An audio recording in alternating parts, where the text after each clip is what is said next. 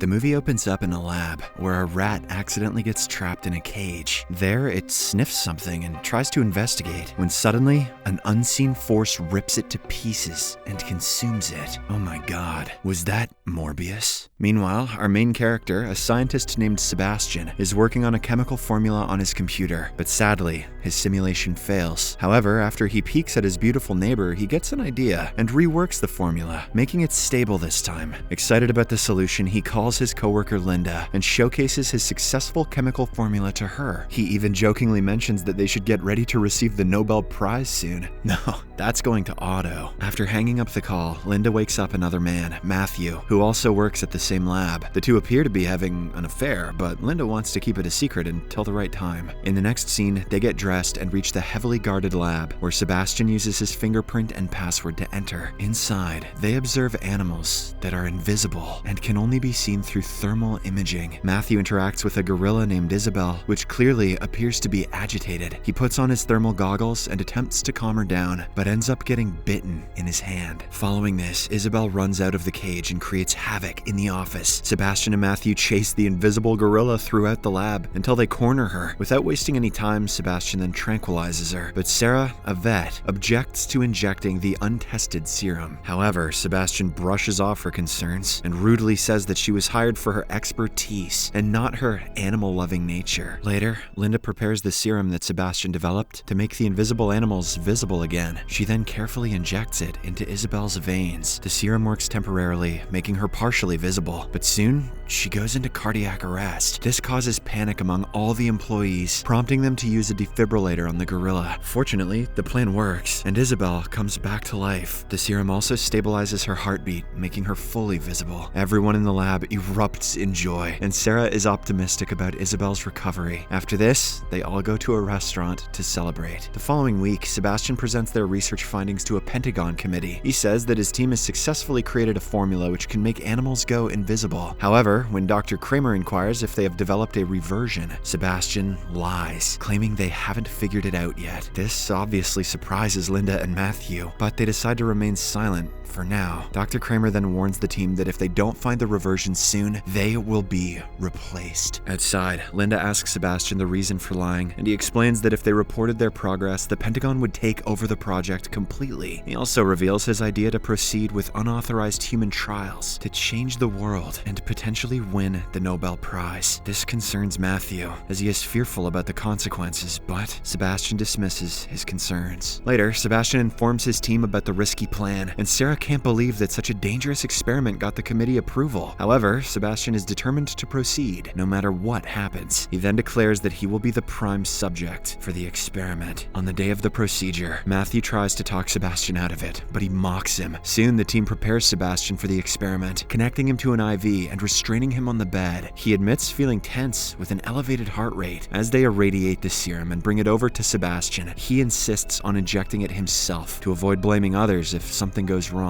After the injection, everyone anxiously watches for results, but there's no immediate change in Sebastian's body. But after a few minutes, he suddenly begins convulsing as patches of invisibility appear on his skin. He expresses more pain than expected, and his vital signs become erratic, indicating he's on the verge of a seizure, or maybe he's about to blow. With the continuing invisibility process, the remaining members prepare the defibrillator for any emergencies. Matthew advises them to wait as they see Sebastian stabilizing during the transformation. Finally, he becomes completely invisible, and a technician named Frank calls the moment when the phase shift occurs. Although Matthew reassures them that Sebastian is physically okay, he is unconscious due to the traumatic experience. 17 hours later, Sebastian wakes up in pain and asks Linda and Matthew to turn off the lights as he is facing problems opening his eyes. However, they explain that he can't close his transparent eyelids. Sebastian then goes to the mirror and then returns to the lab area, where he startles everyone. They use thermal goggles to see him, and Matthew and Linda take him back to his room, setting up observation monitors. Later, Sarah falls asleep during her shift, and Sebastian sneaks into the observation room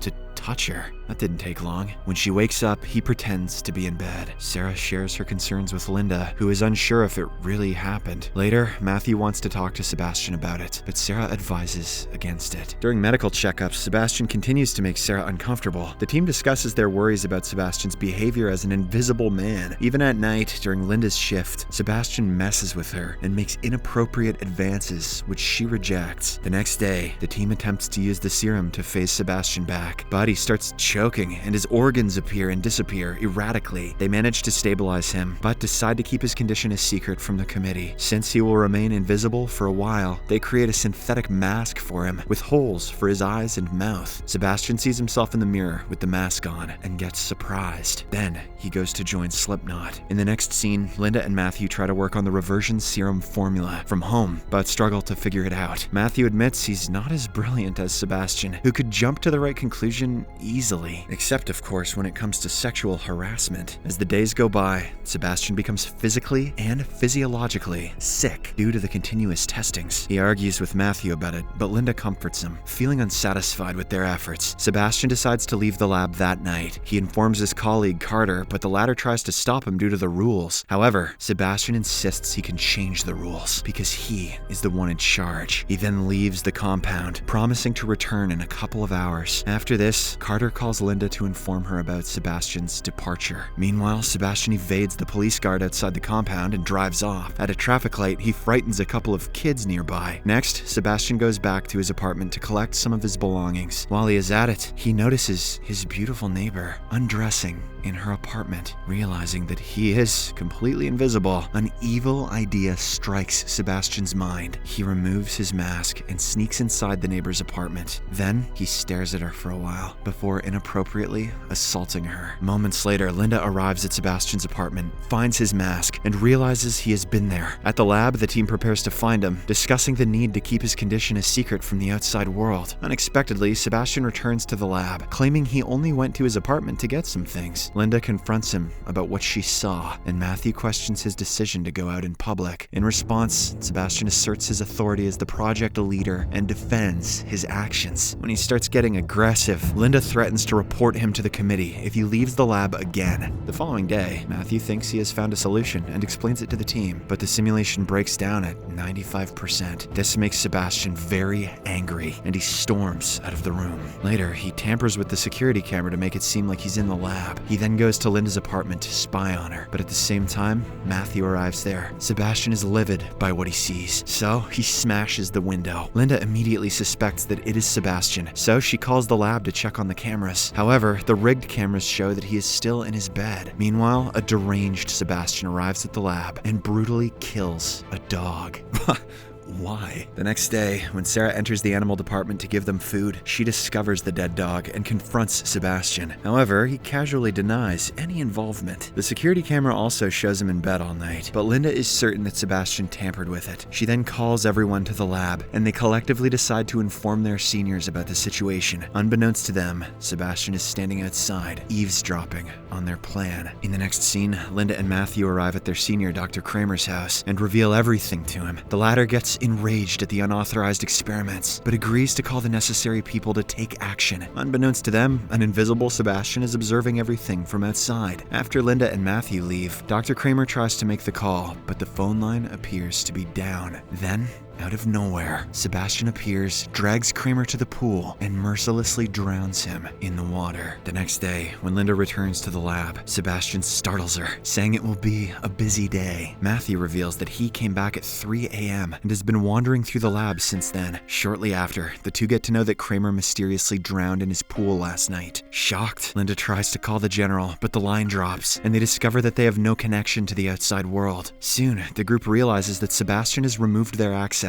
leaving them trapped in the lab. While searching for him, they are horrified to find a technician's dead body outside the door. As the group starts panicking, an invisible Sebastian confronts them and says I enjoy this power now. But Linda is having none of it. So she powers up the motion detectors and spots Sebastian on the monitor. Matthew and Carter go to find him while the rest keep watch. However, Sebastian surprises them, and Matthew accidentally shoots a pipe, making Sebastian visible due to the vapor. An intense brawl then ensues, which ends with poor Carter getting fatally injured. In the aftermath, Sebastian escapes and locks Matthew in the tunnel. He remains on Matthew's side, making himself invisible by raising the temperature and rendering the goggles useless. The goggles, they do nothing. Linda goes out to help Matthew, and the rest try to get Carter. After a while, Sarah and Frank find Carter, but unfortunately, he has lost a lot of blood from his wounds. Sarah goes to get blood for a transfusion, while Frank stays with Carter. Unfortunately, as she is retrieving the blood packets from the lab, she hears Sebastian entering the room. Acting quickly, she pours the blood on the floor and waits, hoping it can make him visible, but he doesn't show up. As she moves to the other door, he surprises her and grabs her from the other side. Sarah pours the last remaining pack on him, but he overpowers her and mercilessly kills her. On the other hand, Linda and Matthew find Frank just as Carter passes away due to excessive blood loss. Together, they return to the lab in search of Sarah, only to find her dead body. After a while, as Frank is distracted, Sebastian sneaks up behind him and kills him with a metal freaking crowbar. He also injures Matthew with it and locks both him and Linda in the freezer. Panicked, Linda manages to close Matthew's wound using duct tape. She then tries to open the door of the freezer, but fails. Meanwhile, Sebastian prepares to make his escape, gathering materials to blow up the lab. He mixes a concoction and throws it like a grenade to test it. Sometime later, Linda creates a magnet with the defibrillator, which allows her to finally open the door by pulling the lever. She gets Matthew out and starts a fire to warm him up. She then grabs a flamethrower and begins searching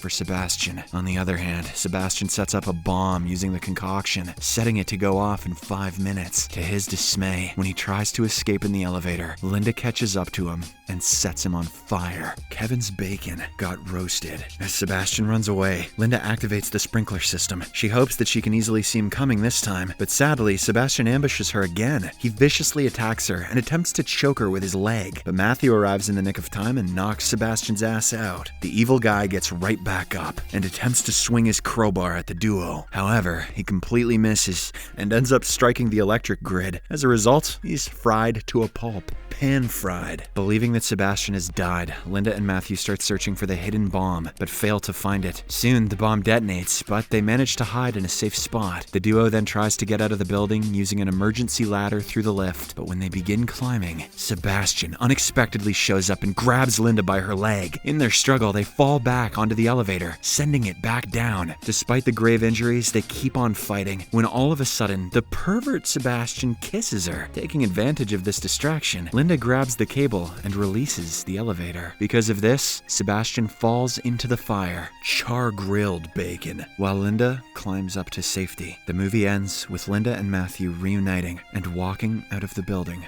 alive. Subscribe for more videos like this, turn on notifications, and leave a like to help the channel out. Thank you for watching.